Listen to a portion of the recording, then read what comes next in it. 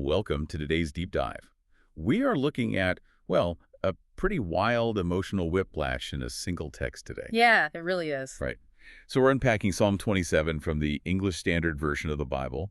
It's an ancient text attributed to David, and our mission today is to figure out how a sacred text goes from absolute unshakable fearlessness to just begging not to be abandoned, like all in the span of a few sentences. I mean, the contrast is just super jarring. You have this writer starting off so boldly saying, "The Lord is my light and my salvation. Whom shall I fear?" Yeah. But then at the exact same time, they are describing these incredibly visceral threats.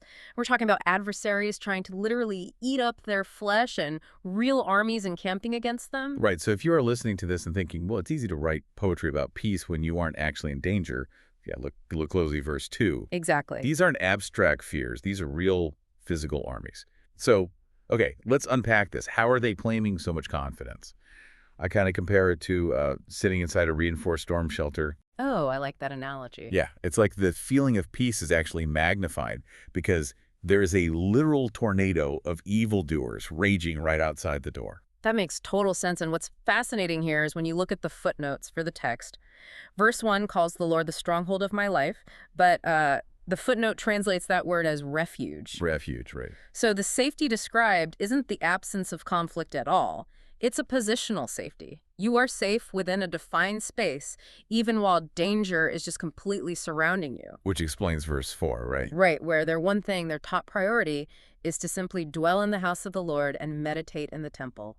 But I mean, is positional safety really enough? Because realistically, if someone is outside my door breathing violence, telling myself I'm in a refuge isn't going to stop my heart rate from spiking. No, definitely not. It feels like massive cognitive dissonance. Yeah. Your brain is trying to hold on to two totally contradictory realities, like I am totally safe, but also I'm about to be destroyed. And that cognitive dissonance is exactly what breaks the writer's composure.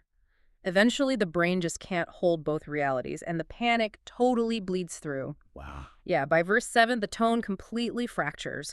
The fearless warrior suddenly just starts pleading. They're saying, "Hear, O Lord, when I cry aloud, and hide not your face from me." And forsake me not, right? It's just a total shift. Exactly. There is even that heartbreaking realization in verse 10 that their closest family, their father and mother, might actually forsake them. The panic is entirely taking over. And you can see how that panic works mechanically within the text. In verse 1, their focus is wide and abstract. They're looking at grand concepts like salvation and light. But by verse 12, that focus has shrunk entirely to immediate physical threats. Like the false witnesses. Right. They are obsessing over false witnesses who literally breathe out violence.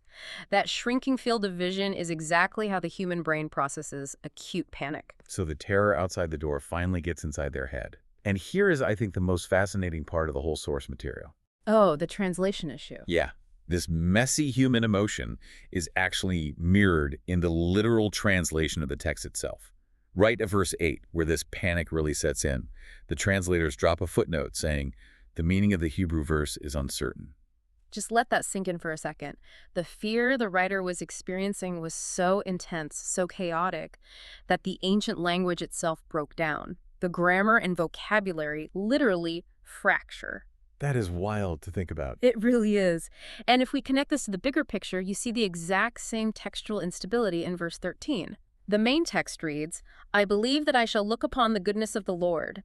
But the footnote reveals other ancient Hebrew manuscripts read, "Oh, had I not believed..." Wait, really? It just cuts off? Yes, it's a completely breathless, fragmented sentence. The psychological breakdown is literally written right into the syntax. Which just shows the text isn't painting a picture of static, perfect faith. Yeah. It is showing a real human losing their grip and struggling to find it again. Which means when you face your own encamping armies, whether those are literal adversaries or overwhelming anxieties or false witnesses, this text doesn't offer a magical instant fix. Right. It doesn't promise the army will just vanish. No. It offers a path through the anxiety. It says, "Teach me your way. Lead me on a level path." And the whole deep dive really concludes with a command, not to the enemy, but to the writer's own self, which is wait for the Lord, be strong, and let your heart take courage. It's a deliberate choice to try and hold your ground, even when your language, your logic, and your certainty are all failing. Absolutely. Yeah. So leaving you with this final thought to chew on today, if even this revered ancient text fully embraces moments of deep